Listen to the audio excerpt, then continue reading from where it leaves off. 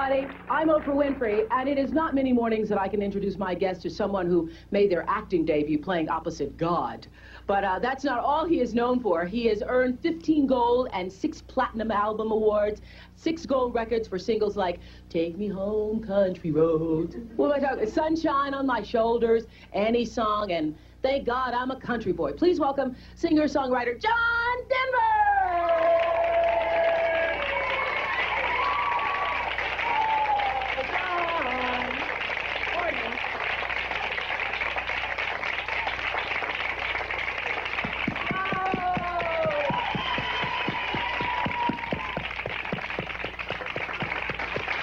Thank you. My. How do you get these people this cheered up this early in the morning? How do we get these people? This cheered up early in the morning. Well, we feed them downstairs. On the way in the elevator. I have to ask you, you look so cute. Oh. Doesn't he look cute? We noticed that recently, or a little while ago, you took off the glasses, so I guess you're wearing contacts. Can you see me? See me here? What made you decide to do that? Well, I tried to wear contact lenses when I was just going to college, and just could not stick those things in my eye. Yeah. And I tried again a couple of times subsequent to that over the years, and still couldn't do it. About 2 years ago, with all the different things that were going on in my life, changes taking place, I didn't feel like that guy behind those glasses anymore. You didn't, and so you decided to you're going to put them in your eye no matter what. No matter what, you know. This is what I feel like. This is. And what is this feeling? What is it? Well, I think for the first time in my life, I feel like a grown man. I think I've matured. I think that I know what I want to do with my life. I think I know how to do it, the steps to take, and I'm ready to do it. And what is it you want to do? Well, I think more than anything, it's using my music and the celebrity that I've attained to bring people all over the planet a little bit closer together, to understanding that we really are a human family, more than anything else. We are one, basically. We are one, yes. And I was reading that you, there were times, you know, where you performed for politicians, for Jimmy Carter, and for, you know, when the Chinese guy came over and stuff, but that you don't want to do that anymore. Well, I don't want to do fundraisers. Yes, and why? Oprah, well, I am pretty much disgusted by the political process in our country, especially where it has to do with campaign spending and the kind of money that goes into that. And I really don't want to be a part of supporting that. You know, the people who do concerts like myself, we're the ones who can raise the big money now. Mm-hmm. I did a concert once for a gentleman who's a dear friend of mine, who happens to be the godfather of my son, and we raised over $350,000 one night. And it pretty much paid for his whole campaign, and then he went on to lose the election.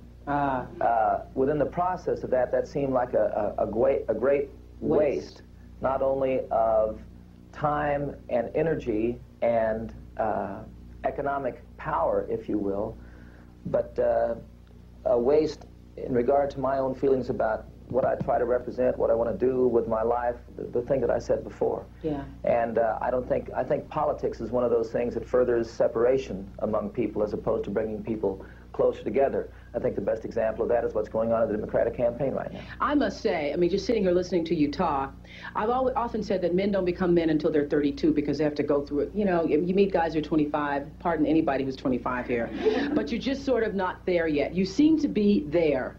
Well, thank you. I feel that way, too. You know, I had a thought. We have these cycles in our lives. You know, this whole thing that goes on when you're a teenager. Yeah. And then all of a sudden at 18, you're supposed to be a mature adult, be able to drive a car and have a drink and stuff like that. In some places it's still 21. I don't know. I think maybe there's such a complexity in life, so much information to digest now, so many things to respond to in regard to the kind of input that's out there in the world. The world's become so small. Maybe not over being a teenager until you're about 32. Maybe then you're ready to vote 32 and do some of these things. Women, 26. Guys, 32. I have to say, though, but because part of the reason I'm sure that you had this whole maturity thing is because everybody looks at John Denver as a goody two-shoes. I was telling John in the green room that when I was in Baltimore, had just moved, I was 22 years old, and it was during the 70s, you know, and it was Black Power and this and that. And so some friends had come to meet me just to check this new girl out, and they said, all right, so who's your favorite singer? And I said, John Denver? And they said, John Denver! They're expecting the Four Tops or something. So they said, don't worry about this girl, this Miss Goody Two-Shoes, just because I listened to John Denver and John Denver was my favorite. Well, I appreciate that. I think it's kind of going out on a limb for you to do that.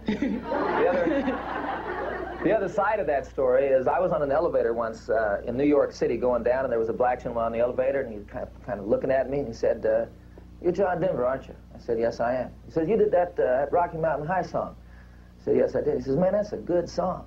Oh, that's great. Thanks that's very great. much. He says, "No, I mean, it's really good." He said, "Well, thanks very much." I says, "No, man, that's so good, it's bad."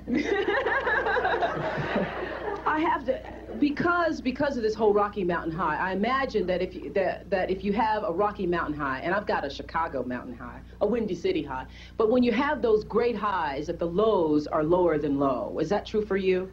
I think so. Not necessarily lower than low. You know, you have the experience, for myself, I think it's kind of a rare experience of being on stage, perhaps in front of 22,000 people, being in the center of that, a lot of love and energy coming your way. And that's a pretty big high. I think whoever we are, whatever our station in life, that the highs and lows have to balance themselves. I had a friend once who talked about being centered, and I think people had the concept of being centered as like a line here in a graph, and you have highs and lows, you know what I mean? I always thought that centered was like this, and the highs and lows happened inside that, and that the lows weren't anything more than or really different than the highs. It's just a different expression of emotion. It's still a celebration of life. It's still part of what we're capable of feeling. But there were times, though, weren't there times, though, when you felt so low that you even thought of killing yourself? It's been a long time since I thought about that. When we come back, John Denver is going to sing. I promise. Back in a moment.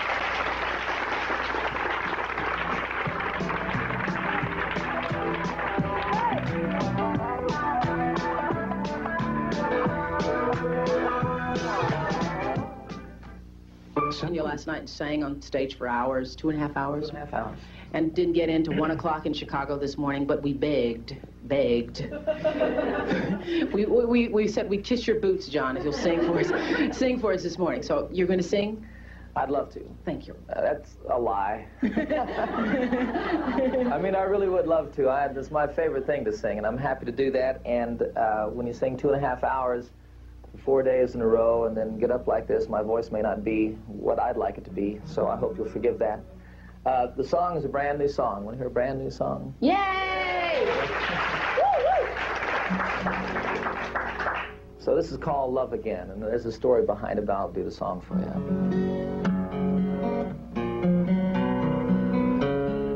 I didn't think it could happen again. I'm just too old and set in my ways.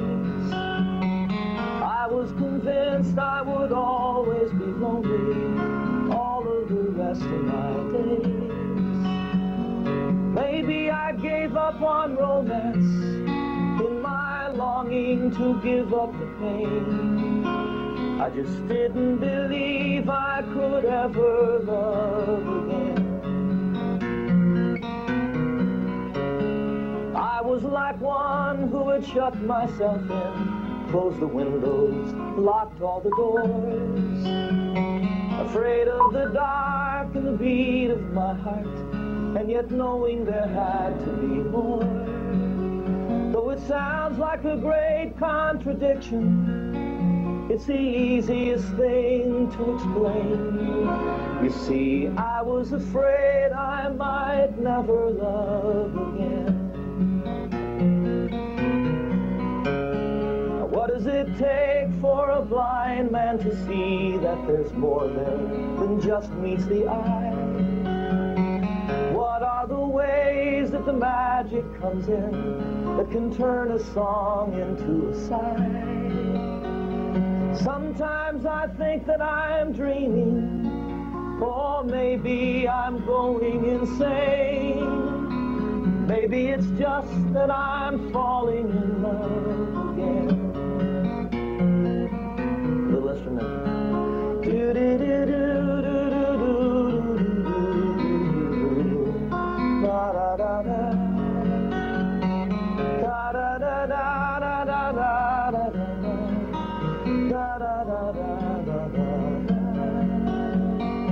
Here I am standing beside you.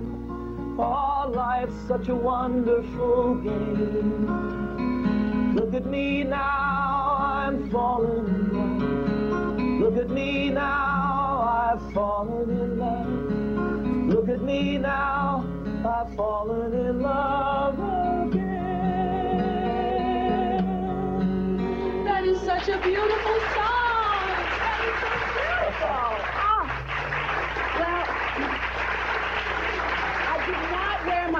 fireproof mascara today.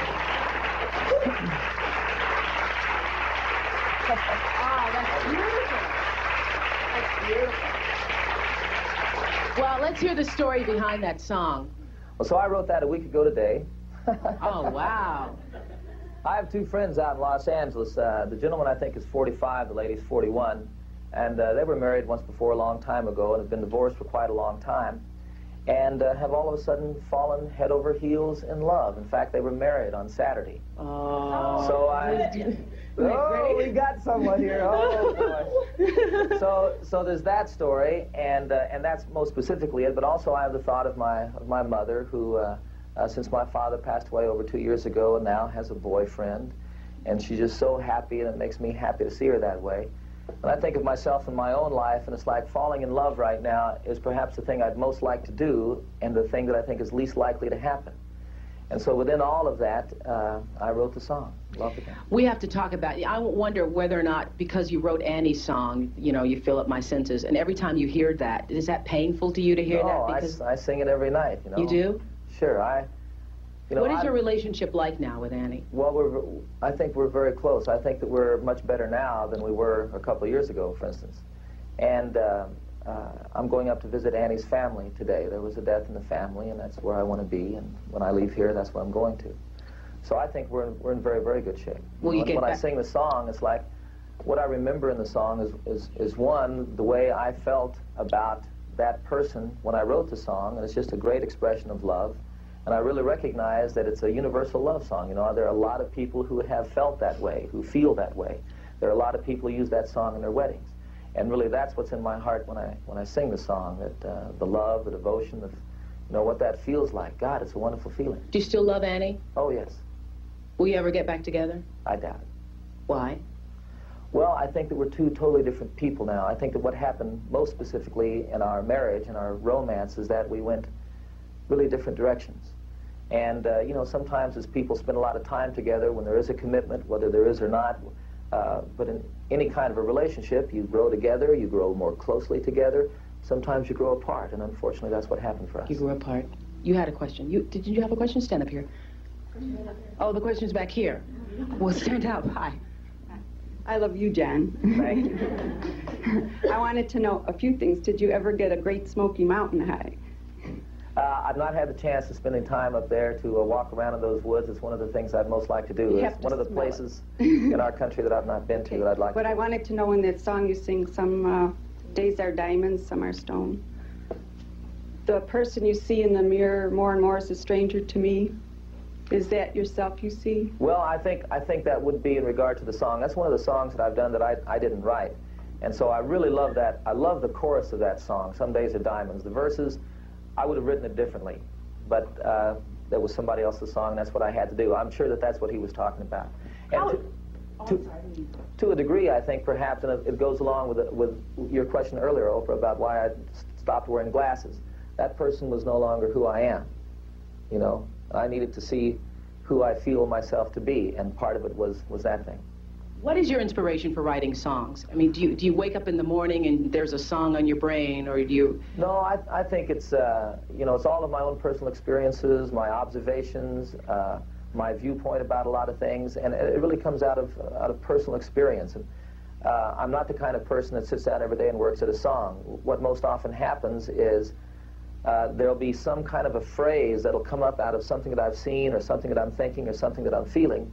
And that phrase, I'll tell you, and I have a little notebook, and I'll write that phrase down, like the whole notion of falling in love again, or not ever being able to love again. And then pretty soon when I have a chance, or when it all comes upon me, when the muse visits, then I can sit down and write a song.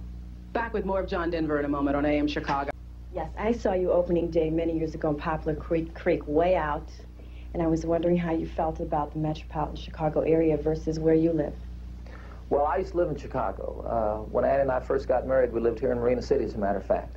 And I love Chicago. I think it's a great city. I happen to prefer the mountains. You know, the city, after a while, I start feeling pretty closed in there. So I prefer the mountains, but I love Chicago. But for a city, isn't this the best? This is... I mean, is this the best? Thank you very much. Thank you. You have a question? Stand up here. Hi.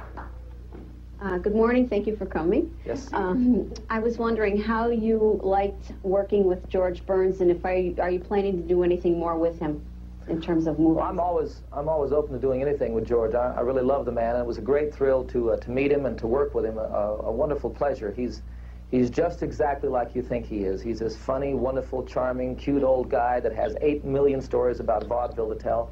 It's great to be with him. Yes. Yes, good morning, John. Good morning. I wanted to ask you, how do you feel about videos, and do you plan to make one soon? Well, I feel like I sort of made some of the first videos. Back a long time ago, you might have seen a concert here where I had filmed behind a lot of the songs. And that, I think, was sort of a predecessor to what they've done with videos. Doing it in concert was one thing. I think that the videos that they have now, we're sort of creating the same memory for everybody with a song. You know, it's like when I grew up, there's maybe a song like First Date or First Last Kiss, something like that. And I imagine everybody here has their own personal little memory that goes with dancing with somebody with that song, you know? But what we've done now... sweating out, oh, yeah. It's unbelievable. Yeah. But now, everybody has the same memory because everybody's focused on what the song, what Michael Jackson's Thriller is that video, not anything else. What Billy Joel's song is about that girl or whatever. Uptown Girl. Yeah, Uptown Girl, it's that video. It's not maybe your picture or my picture of Uptown Girl, it's that video. So I think that sort of, that focuses us in a way that makes us a little bit more mechanical in our lives. It's doing something to our memory. If you ever do a video, though, John, I'd like to be in it. I'll be dancing in the background. Okay? It's You have a a deal, question okay. here. I just wonder, do you enjoy your celebrity status, or do you feel more like your privacy is being intruded on? Well, no, I think that's a conflict that comes up for a lot of people like myself. And I would be lying if I didn't say I really enjoyed it. I worked very hard for it. I want people to like me. I want people to recognize me. I want to feel that I have a relationship with folks out there and with a lot of people all over the world. It can be an intrusion. If you're having dinner sometimes and people start coming over wanting your autograph, then that is an intrusion. And people can be very rude. They demand some things of you because of your celebrity that don't necessarily go along with the job, in my opinion. But you try to balance those two things. And truly, I enjoy the good fortune that I've had with people, with my music, with the work that I do. I feel like I have a lot of friends, and I'm glad. You know, you seem so serious, so reflective. Are you happy these days? I think I'm pretty happy, and I think I'm also a little bit more serious than at any time.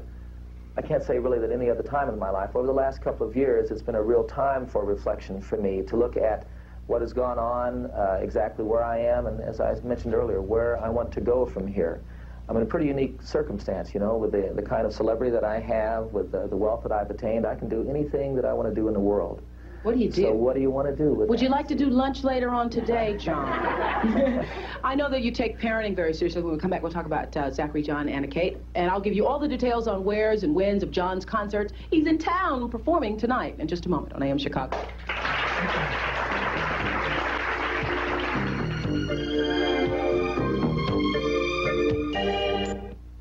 John Denver, up close, live in person. He'll be performing tomorrow and Wednesday at Poplar Creek. You can call Poplar Creek Tickets for more information, or you can call Ticketmaster. John at Poplar Creek tomorrow and on Wednesday. And how do you like being a daddy? I love it. You know, I had a feeling when we got Zachary, both of my children are adopted.